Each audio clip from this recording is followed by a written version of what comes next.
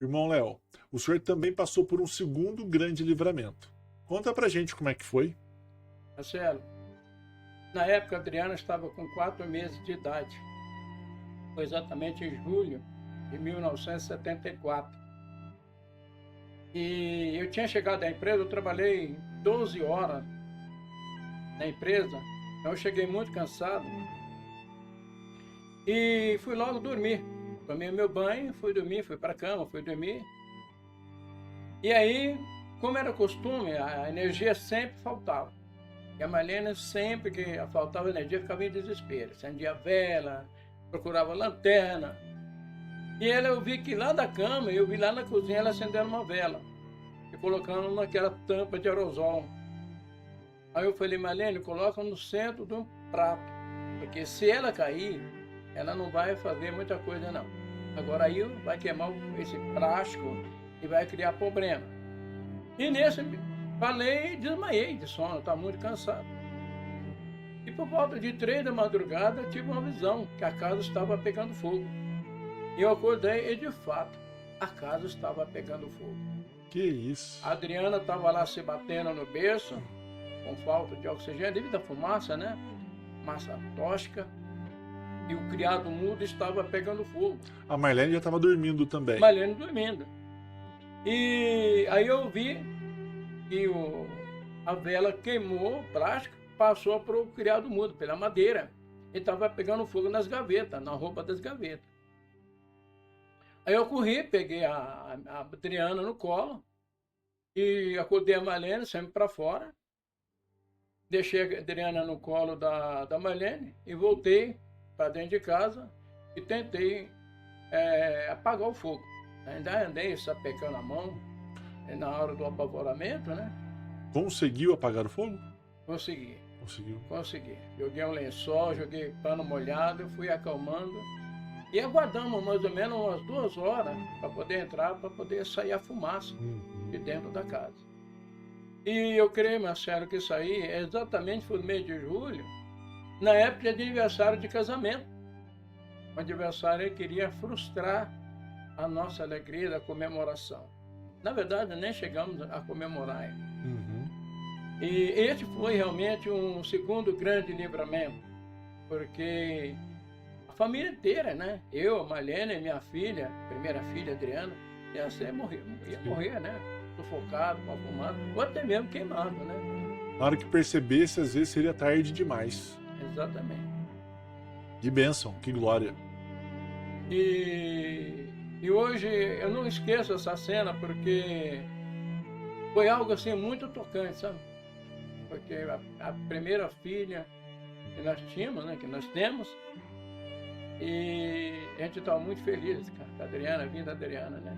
Mas graças a Deus, mais um livramento, entre outros que o Senhor nos deu, para que o nome dele seja glorificado. Amém. Irmão Léo, além de vários livramentos que aconteceram na sua vida, o senhor lembra também com muito carinho de um especial. O senhor pode contar pra gente? Esse livramento foi em 1975. Na época, eu tinha saído da Mercedes-Benz do Brasil e montei uma empresa de prestação de serviço para as empresas, né? Para terceirização. E comprei um veículo, um Fusca 68, estava semi-novo. E eu comprei esse Fusca às 5 horas da tarde.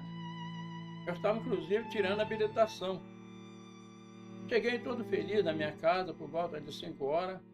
Aí eu comentei com a Marlene, dá banho nas crianças, vamos na casa da minha mãe para mostrar o carro para ela, né? E ela deu banho nas meninas, todo feliz, nós estávamos muito felizes, que é o primeiro carro, naquela época, Marcelo. Ter um carro, em 1975, era raro. Era uma bênção. E eu comprei para o trabalho. Aí, deu banho nas crianças, trocaram de roupa e tal, entramos dentro do carro. A minha mãe morava mais ou menos terceiro quarteirão do local que eu morava. E quando eu desci a rua para chegar até a rua da casa dela, eu derrapei na curva, eu estava devagar. E Quando eu vi, eu já estava colidindo com um poste. O carro ficou totalmente destruído. Ele enrolou no poste. Nossa. A Marlene estava no banco traseiro. Do meu lado estava meu irmão comigo. E a Andréia já tinha nascido, estava com 2 meses. Ela estava segurando a Andréia no colo. Né? E a Adriana sentada no banco traseiro. Nesse impacto, a Adriana caiu. E tem aqui, o Fusca tem um ferro que você regular a inclinação do banco. Uhum. Ela bateu o maxilar ali e abriu tudo isso aqui. Nossa. Dá para ver os ossos. Eu fiquei tão apavorado que nisso que o impacto, o volante virou um 8. Tanta força que eu fiz no volante. Eu estava com a camisa azul, lista branca. Aquele tempo os vidros, para-brisa, não é igual o de hoje. Eles estilhaçavam, eles faziam faísca. Faltava pedaço, né? Uhum. Partícula. E na minha narina encheu daqueles vidros. E houve uma hemorragia nasal. Então o sangue foi muito grande, a hemorragia. Para você ter uma ideia, a luz da rua, do bairro, apagou. Tão forte que foi. Porque no pó gerou um curto-circuito e desligou a rede geral, né? Uhum. E aí foi socorrido. Adriana, Marlene, Andréia. A Andréia não sofreu nada. 2 meses. Não sofreu nada, graças a Deus. E eu fui levado para o hospital depois. E o seu irmão? Ficou bem? Meu irmão ficou bem, não aconteceu nada com ele. Graças a Deus. E depois meu irmão me levou para o hospital. Quando eu cheguei lá, eu estava fazendo a cirurgia na Adriana e ela gritava: papai, papai, me ajuda, me ajuda. Aquilo acabou comigo. Né? Imagina. E eu falei: vai dar tudo certo, filha, vai dar tudo certo. Aí fizeram a cirurgia, dispensaram a gente para voltar para casa. Eu fiquei 9 meses sem conseguir dormir. Eu vendo aquela cena. Eu estava dormindo, daqui a pouco acordava. Barulho. Com essa cena, estava repetindo sempre, né? Sempre aquela cena acontecendo comigo. Mas graças a Deus, superamos tudo. Mais uma batalha que nós vencemos na trajetória da nossa vida. E olha, e que batalha. Batalha. Eu fiquei 9 meses sem poder trabalhar, psicologicamente eu fiquei muito abalado. Né? Eu olhava aquele cicatriz no rosto da minha filha e aquilo mexia muito com o meu emocional. Não tinha condições psicológicas de executar o trabalho que eu executo, né? A Marlene não aconteceu nada, graças a Deus. A vítima só foi a Adriana mesmo. Hoje, graças a Deus, quando nós viemos para Poço, eu paguei uma cirurgia plástica para ela. E graças a Deus, tudo passou. Né? A cicatriz ficou bem fininha. Ficou. Com a cirurgia plástica melhorou bastante, né? Mas ainda dá para perceber um risquinho. Né? E essa, eu repito agora, foi mais uma batalha que nós passamos. Estamos de pé. Amém. Em nome de Jesus. Irmão Léo, o senhor é cercado de trabalhos em várias empresas. Agora a gente vai fazer um corte e vai para uma outra empresa que o senhor vai contar pra gente, inclusive o que aconteceu lá e qual foi o livramento que o senhor teve. O dia das densas trevas. Isso. Eu fiquei 9 meses parado, como acabei de falar aí, né?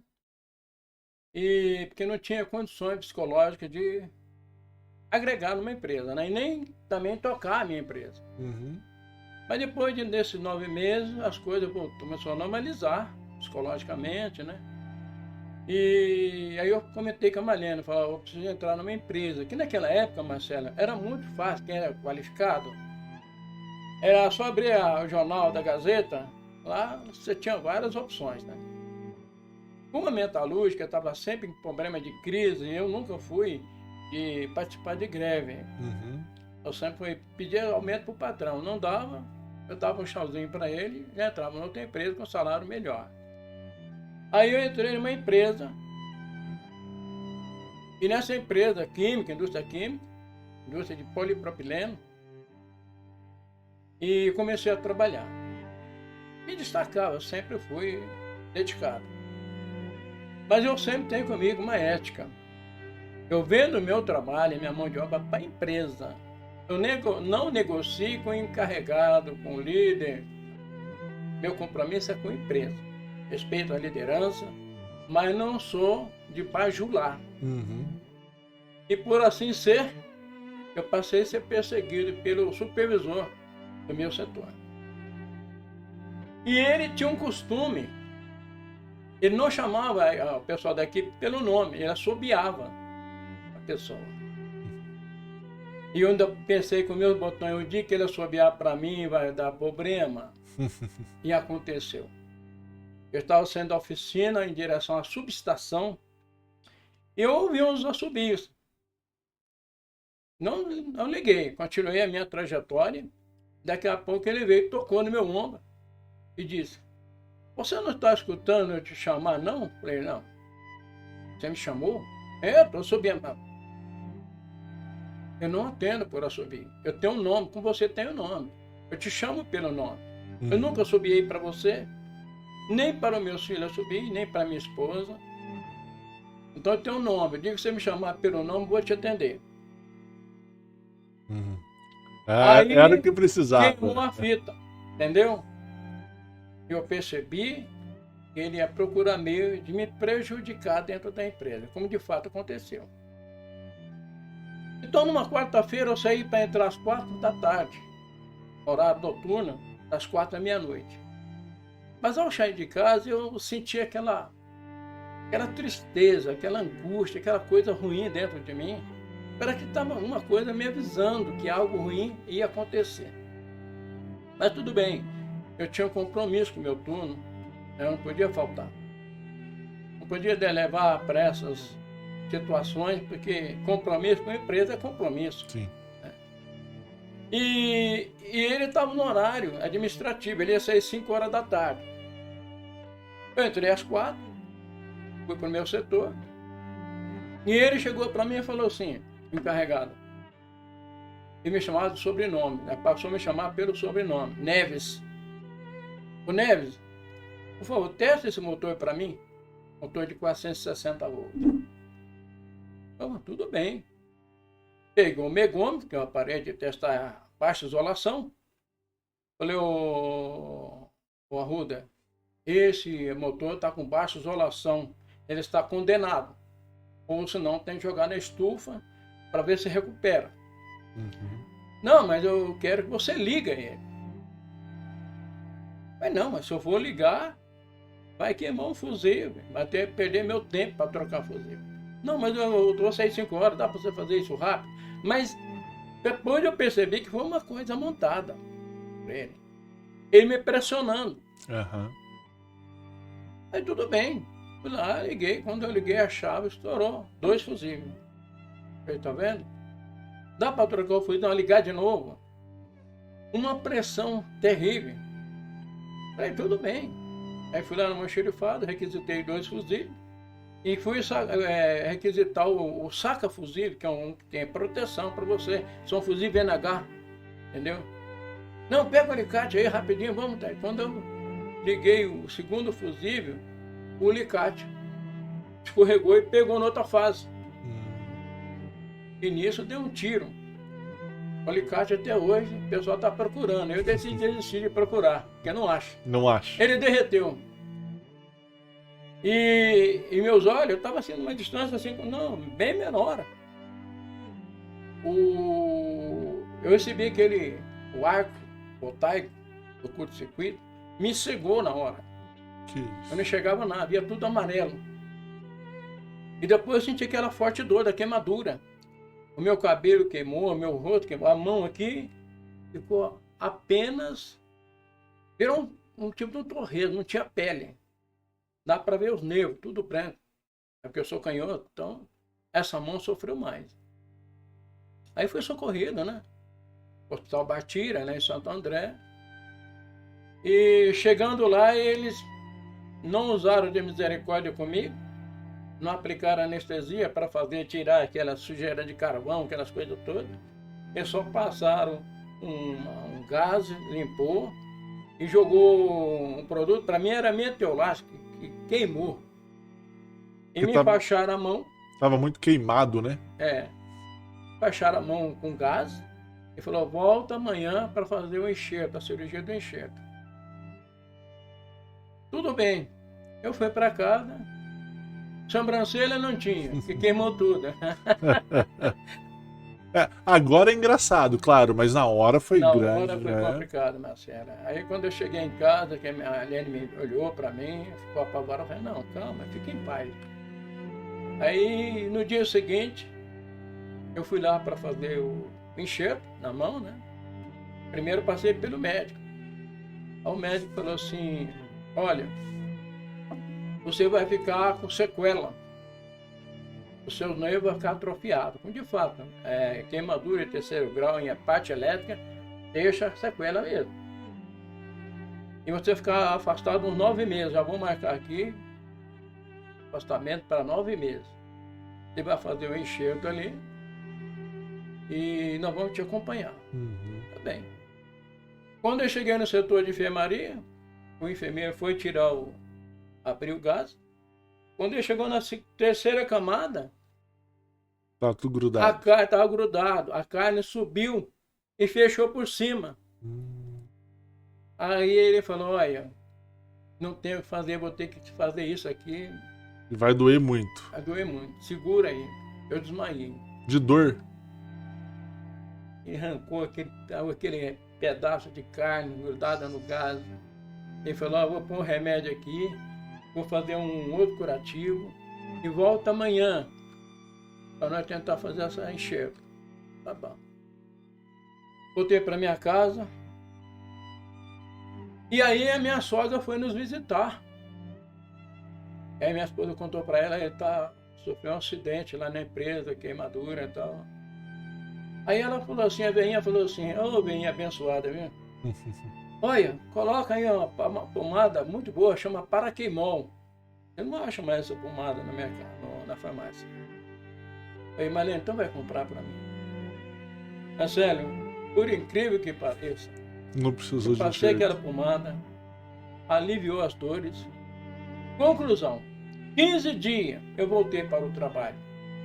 Cicatrizado. Sem enxerto. Sem enxerto. Cicatrizado.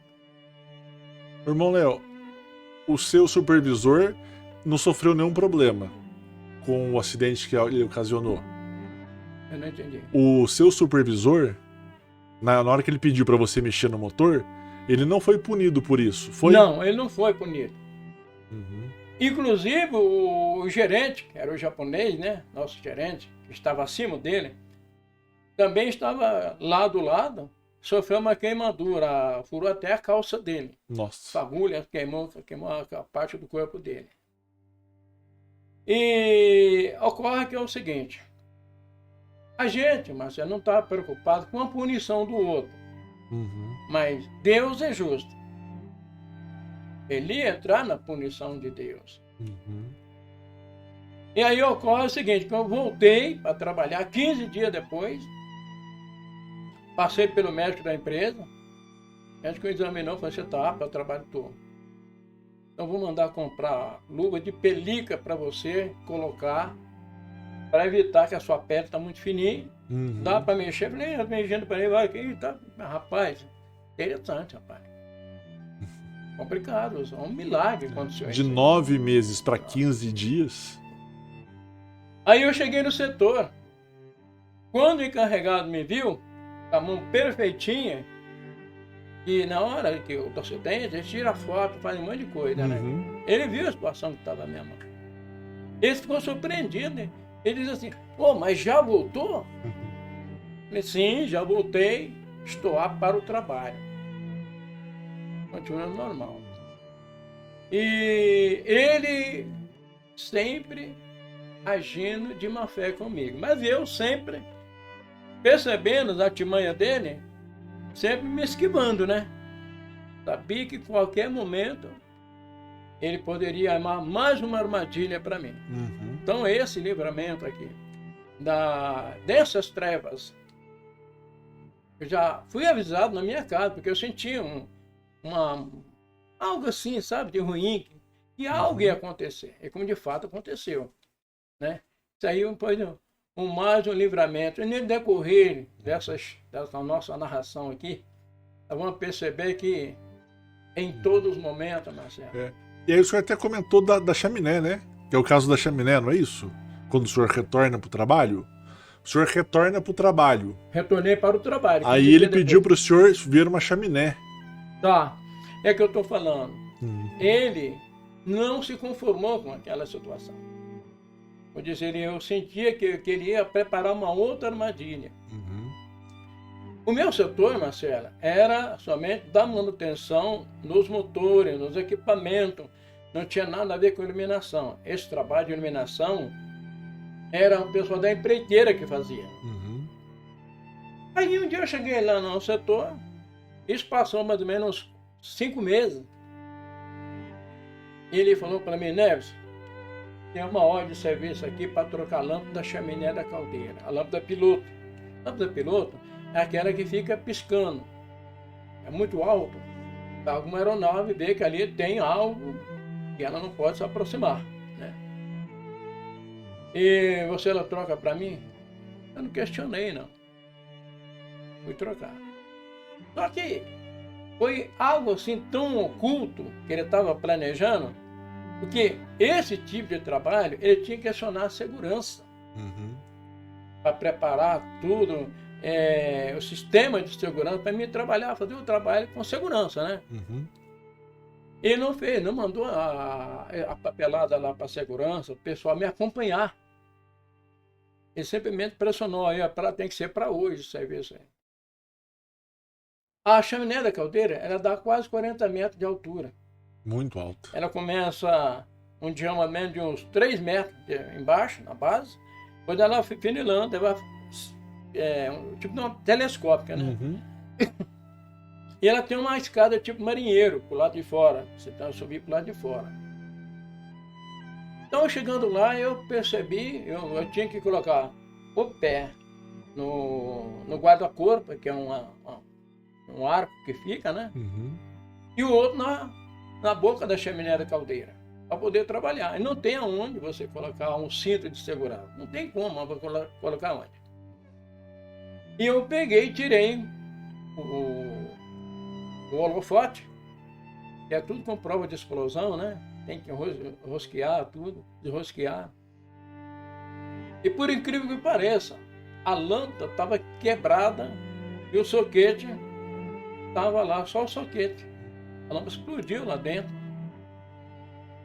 Aí eu peguei um alicate de bico para soltar. E nisso que eu fui fazer esse trabalho, eu senti tontura. Eu senti balançar o meu corpo. E comecei a sair sangue do meu nariz. Deu uma hemorragia. Uma hemorragia causada pelo gás, que a caldeira estava funcionando. E altitude. Então eu creio que me deu, ali foi um livramento, porque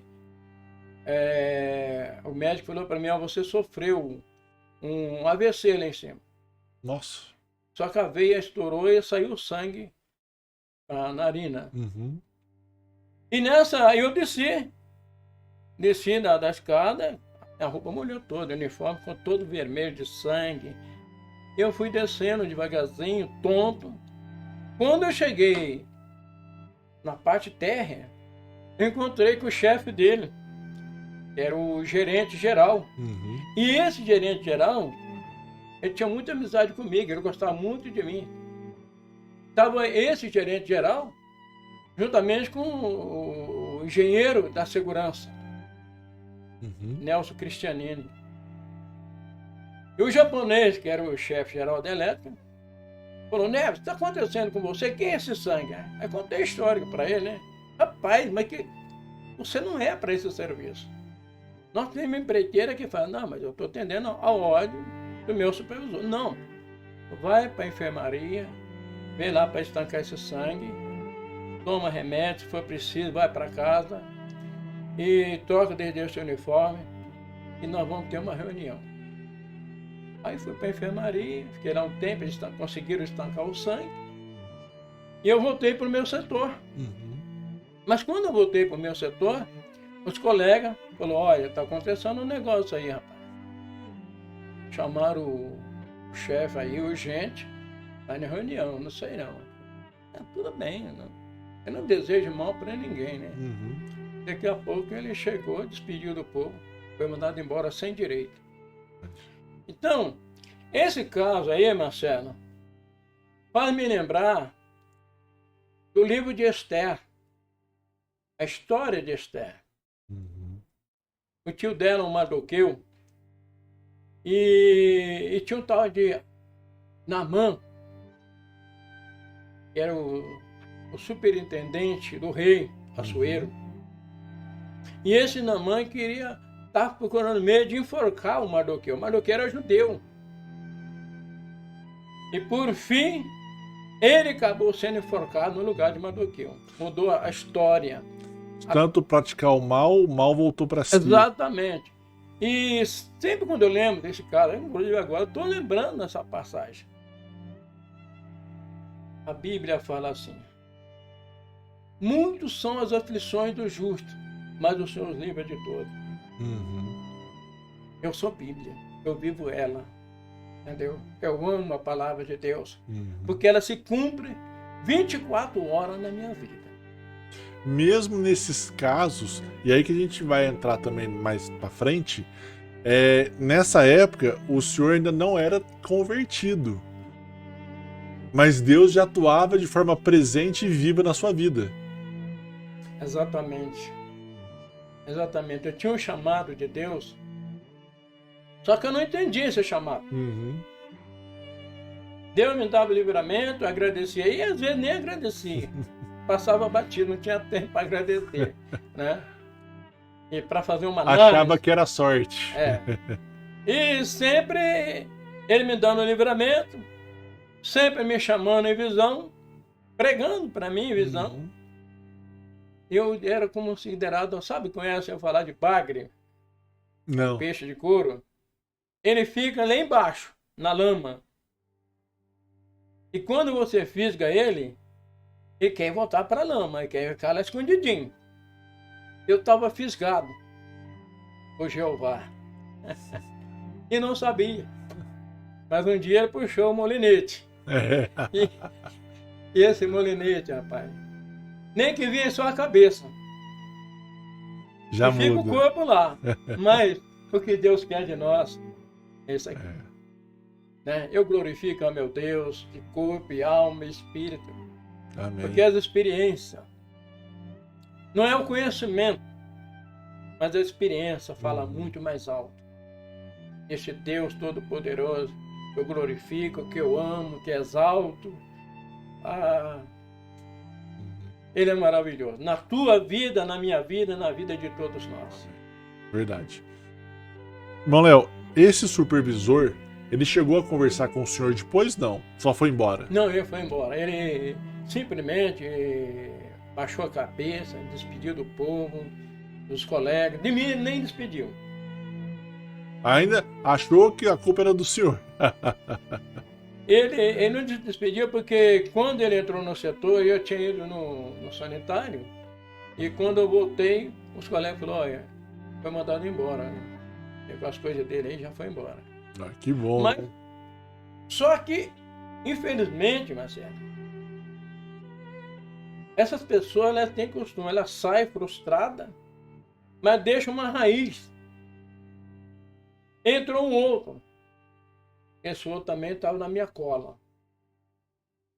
Esse outro a gente vai conversar sobre ele daqui a pouquinho, né? Ou é agora? Vamos falar sobre isso agora? Podemos? Pode falar. Sobre... Esse que entrou, não vou citar o nome, ele parecia ser amigo, batia nas costas, elogiava. Bom, tem coisa que eu não gosto de elogio. Eu gosto de crítica, porque a crítica eu procuro consertar. Elogio pode entrar aqui, massagear o meu ego, né? E ele vai me complicar.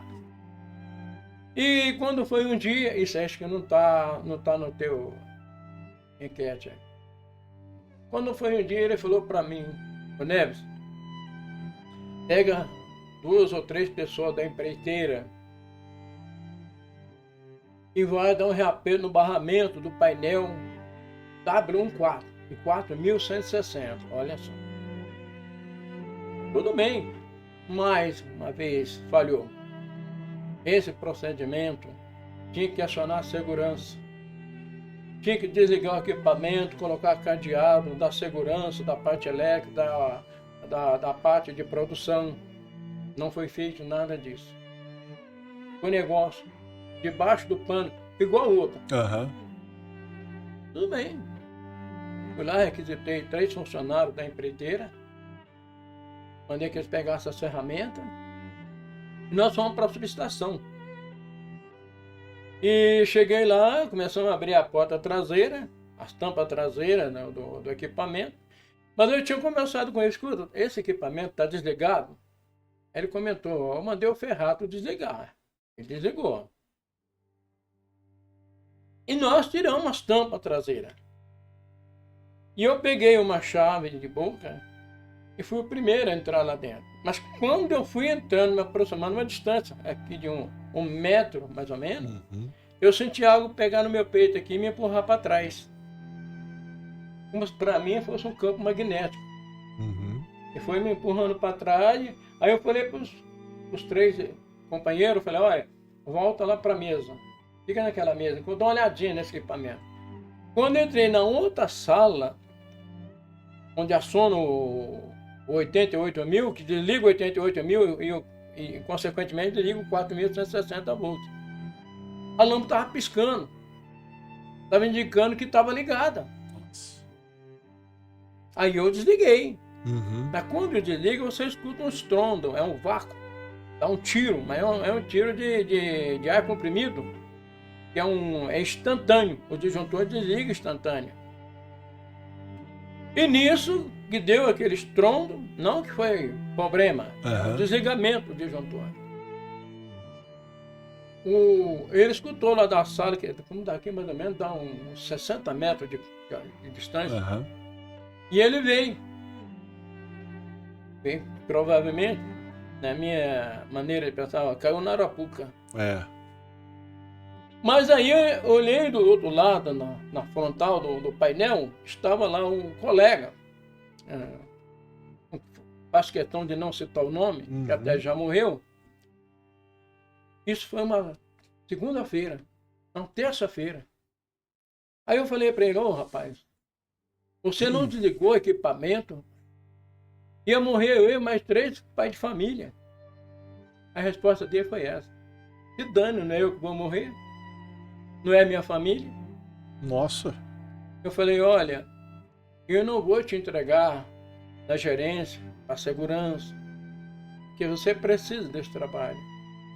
Aí eu lembrei do Criador, vou te entregar na mão de Deus. Ele deu risada. E nisso chegou o supervisor geral, e aí tinha o substituto, né? O que aconteceu? Aconteceu que o equipamento estava ligado, ia morrer eu e mais 3. Ele baixou a cabeça, saiu, quer dizer, não caiu na armadilha. Marcelo, mais uma vez a mão de Deus pesa. Isso foi uma terça-feira. Na sexta-feira eu passei na enfermaria, o enfermeiro, amigo meu muito querido, falou, Neves, fulano de tal passou aqui terça-feira com uma dor na garganta. E ele teve aqui hoje, sexta-feira, o médico mandou ele fazer uma biópsia. Bem, tranquilo, né? O cara estava bem, terça-feira, ó. Agora, passou mal, hoje é sexta-feira, a fazer biópsia. Tudo bem. E nesse meu tempo, eu mudei, em 88, mudei para Poços de Caldas. E esse enfermeiro veio me visitar. Chegou e falou para mim, né, aquele camarada lá está morrendo com câncer na garganta. Nossa. Eu fui visitar ele na casa dele. Ninguém aguenta chegar no quarto. O câncer comeu a garganta dele, tá podre. Eu tive que colocar máscara, passar éter na mão, narina. O mau cheiro é insuportável, tá morrendo. Deus é justiça. Deus é justiça. Sempre. A gente lamenta, Marcelo, porque é uma vida. É. E ele era extremamente religioso. Não tem nada a ver com Deus. Exato, porque para mandar o senhor mais 3 para Arapuca, mandou, né? E ocorre que ele faleceu, né? Faleceu, mas sofreu demais. 2 anos com câncer na garganta. Sem poder tomar água, sem poder alimentar, vegetando. Muito sofrimento. Sofrimento. E eu tô aqui, né? É. Pela graça de Deus. Amém, com certeza. Bom, Léo, pelo que eu vejo na vida do senhor, há muitos livramentos feitos por Deus. E aconteceu mais um. E conta esse também pra gente, pra honra e glória do nosso Senhor Jesus também. Então, esse livramento foi justamente no painel também da Abram 4, de 4.160. Na mesma empresa? Na mesma empresa. Eu não sei porquê, Marcelo, que aquela empresa, essa última empresa, foi tantos problemas de acidente, mas em todos eles eu saí ileso. Uhum. Eu estava mexendo no comando de uma gaveta, que é uma gaveta de 4.160. Uhum. E ela estava inserida já, e eu estava mexendo no comando, no sistema de comando dela. E de repente houve uma explosão nessa gaveta. Eu estava com o rosto colado, porque na parte de baixo eu estava com o rosto lá dentro, olhando no sistema de comando, e aquilo explodiu. Explodiu de uma forma que o barramento de cobre, de dar 15 centímetros por meia polegada de espessura, ela derreteu aquela barra. Imagina como é que foi. E aí foi um transtorno, né? Porque, inclusive, essa perda auditiva pode ser também consequência dessas explosões. Né? E graças a Deus eu fiquei livre, não aconteceu nada comigo, apenas a sequela da perda auditiva, né? O senhor acha que a perda auditiva foi relacionada só a esse acidente? Com certeza, com certeza. Porque... Mas se a gente imaginar tudo o que aconteceu, o senhor teve um dano pequenininho, né? Porque poderia ter falecido. Exatamente. A empresa, inclusive, no início da partida da empresa, houve 2 óbitos. Mas não vamos entrar nesse detalhe, porque no dia da partida da empresa, que ali ia produzir, aconteceu 2 óbitos. 2 pessoas morreram da empreiteira. Foi mais negligência deles próprios. Entendeu? E, embora a segurança estava ativa, mas houve uma falha do funcionário da empresa. Um morreu no local, o outro morreu no hospital. E o senhor passou por mais um livramento. Mais um livramento. E muita coisa ir para frente aí, né? Com certeza. Irmão Léo, não só de livramentos Deus te abençoou. Há também visões.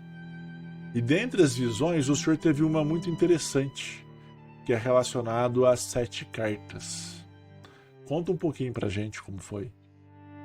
Então, Marcelo, como eu estava falando antes, um peixe que ficava nas profundezas da água, Deus evangelizando. Esse é um processo de evangelização relacionado ao livro de Apocalipse, coisa que eu não conhecia.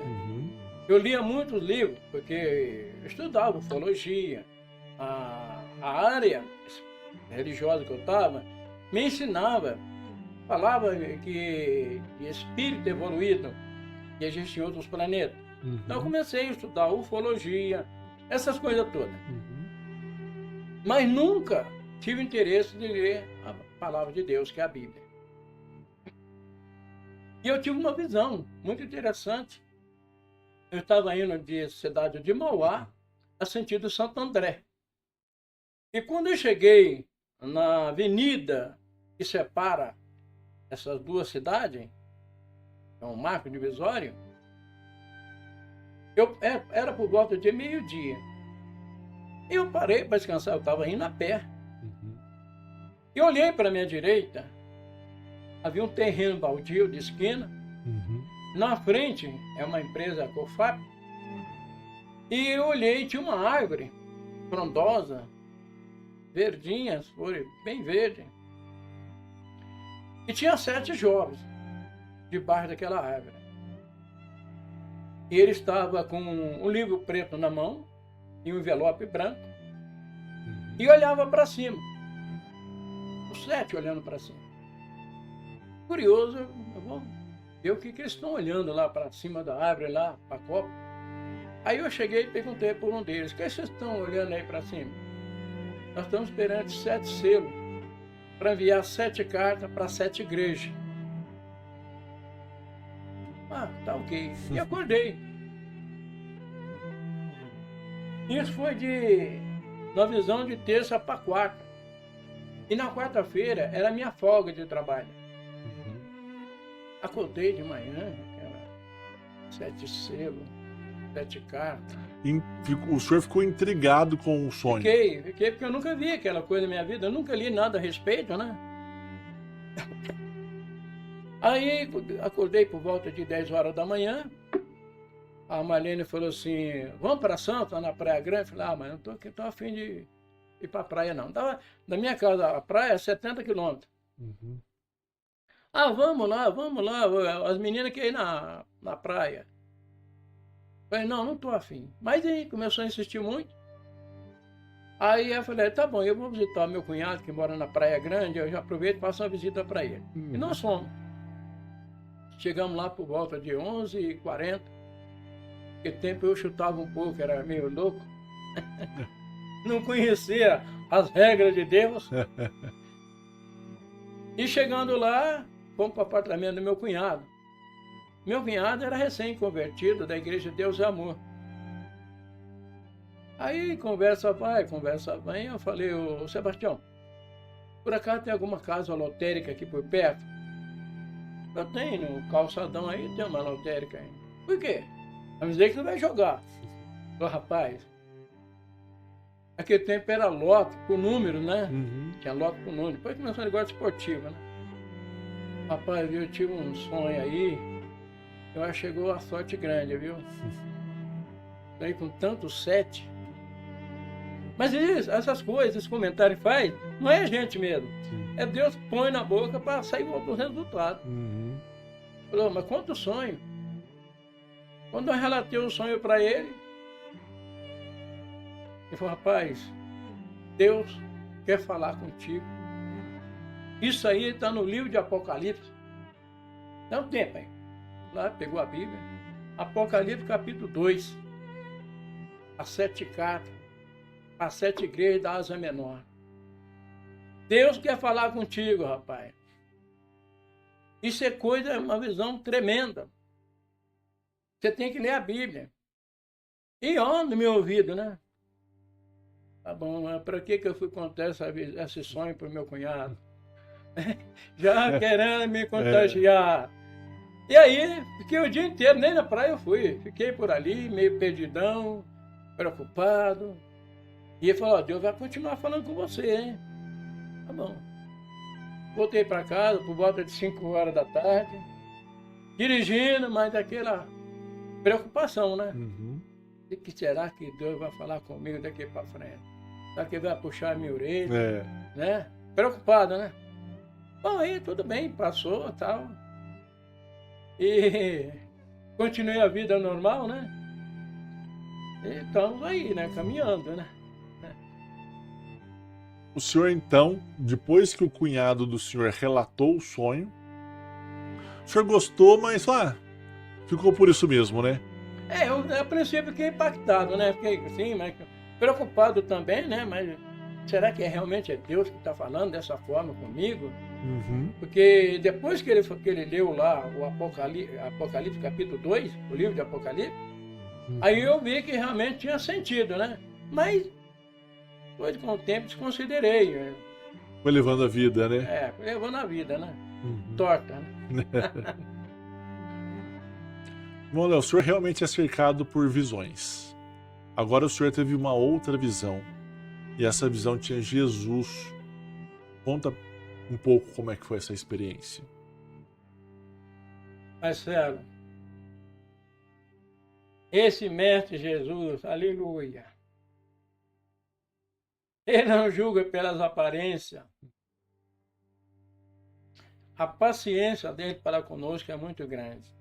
Ele é soberano. Ele não julga segundo as aparências.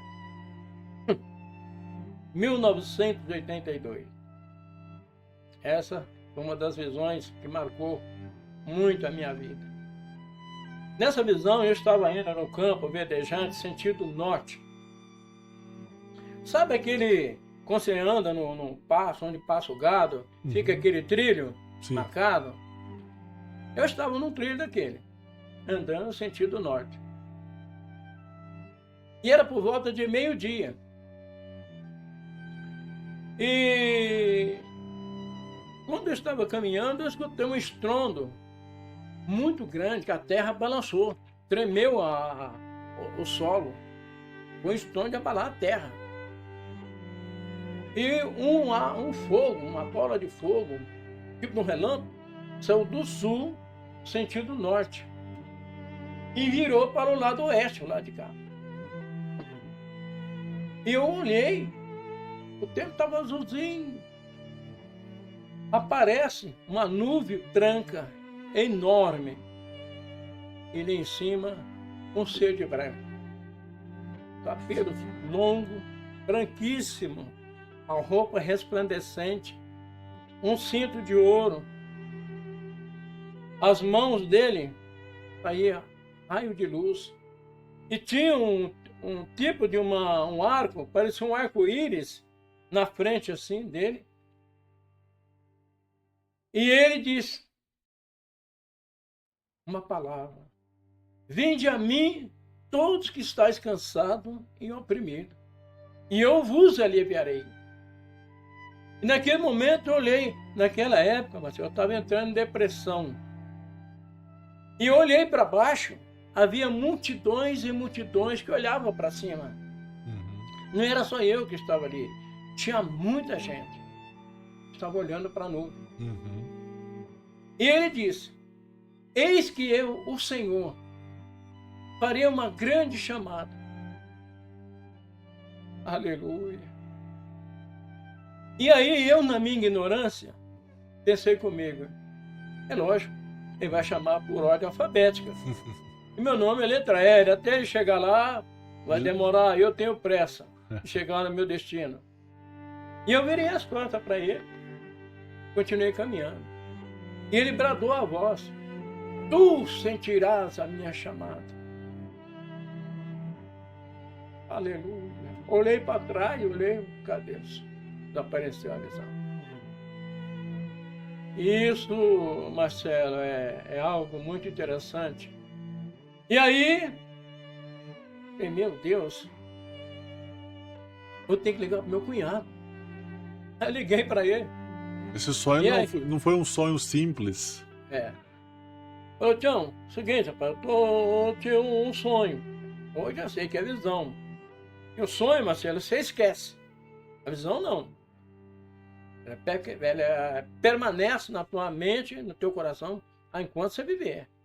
Tanto estou relatando aqui, eu não estou lendo nada. Sim. Tudo está gravado. Não que eu memorizei, não, nada disso. É que permaneceu. Exatamente.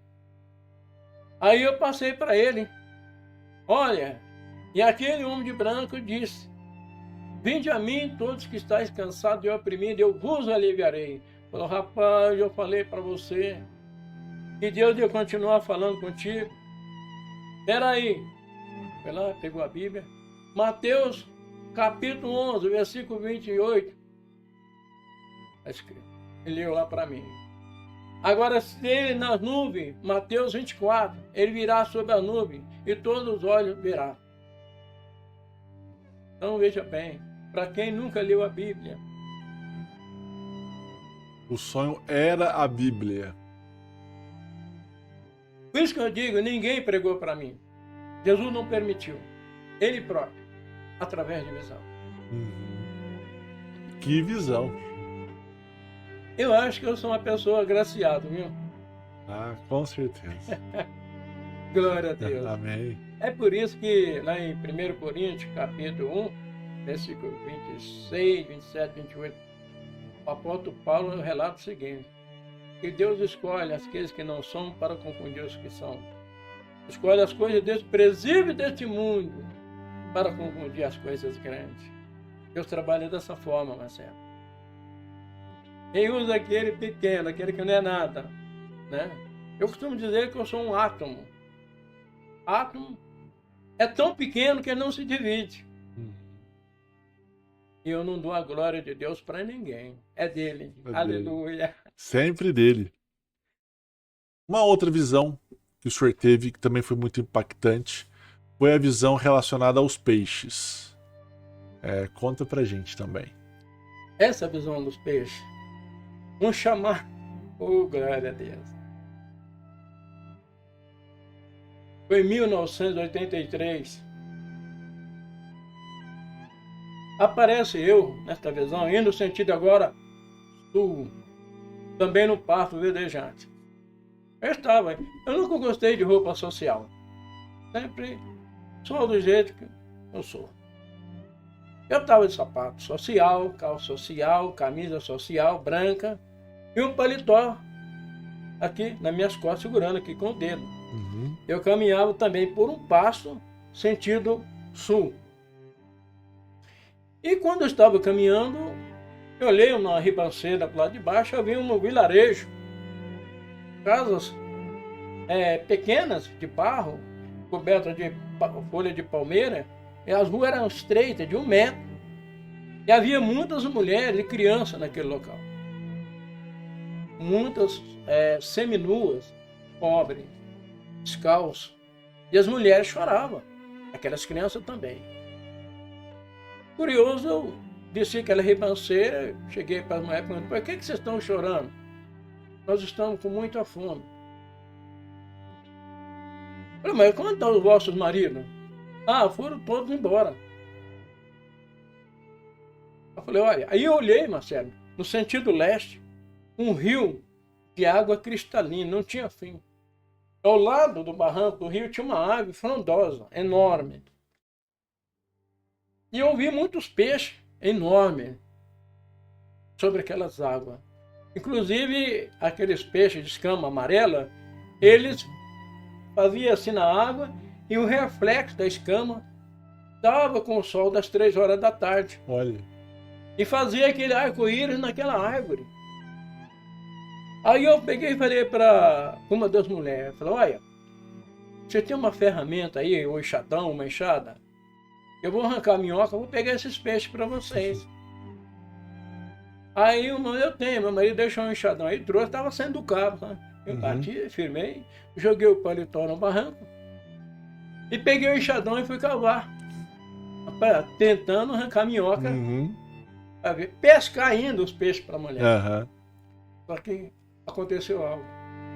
Quando eu taquei o enxadão, eu tirei a terra, em vez de minhoca, seria peixe desse tamanho. E eu comecei, estamos aqui, e elas levavam ali, pegavam aqui, e fui distribuindo. Todas elas levaram peixe. Inclusive, a última mulher, o peixe era tão grande que a cauda dele fazia assim para mim, como fosse tchau.